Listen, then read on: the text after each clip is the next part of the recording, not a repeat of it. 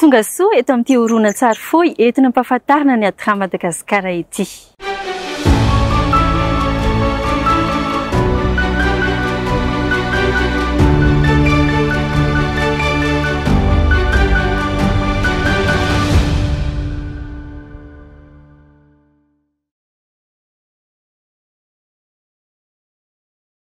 Mametraka asa ho amin'ny fiangonana Kristy dia ny karakara ireny madinika ireny. Izany indrindra no nahatonga ny fiangonana nanangana ny ady rà mba hanao asa soa sy asa fanimpona ho an'ireo mahantra.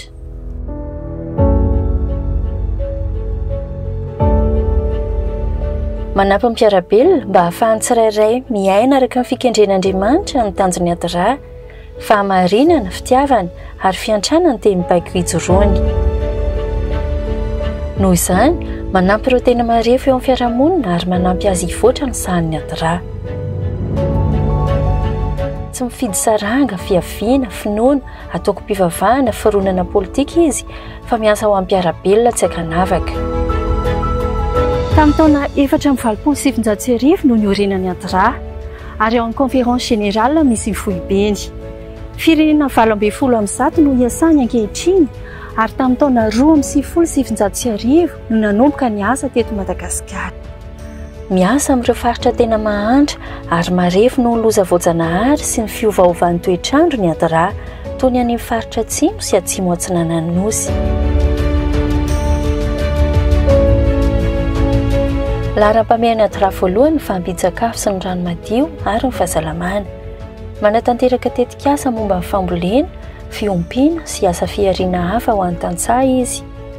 Manorina fototra-afitrasa any amin'ireo faritra nijaly rano ihany koa, ary manatanteraka tetikasa momba ny fahasalamana ho an'ireo reny sy ny zaza indrindraindrindra. Laharam-pahamehana ihany koa ny fanabeazana amin'ny alalan'ny fanohanana ara-pitaovana sy ara-tsakafo ho an'ireo ankizy ireny madinika ny tompo ireny.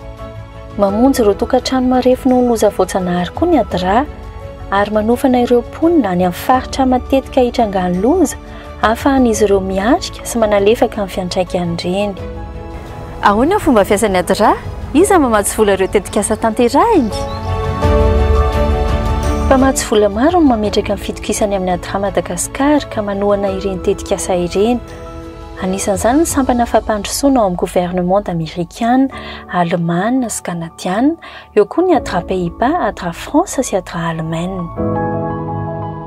Ireny mpamatsy vola ireny no mametraka ny sehatra hifantohan'ny tetikasa, ny toerana na ny faritra iasana ary ireo vondron'olona hisitraka ny tetikasa.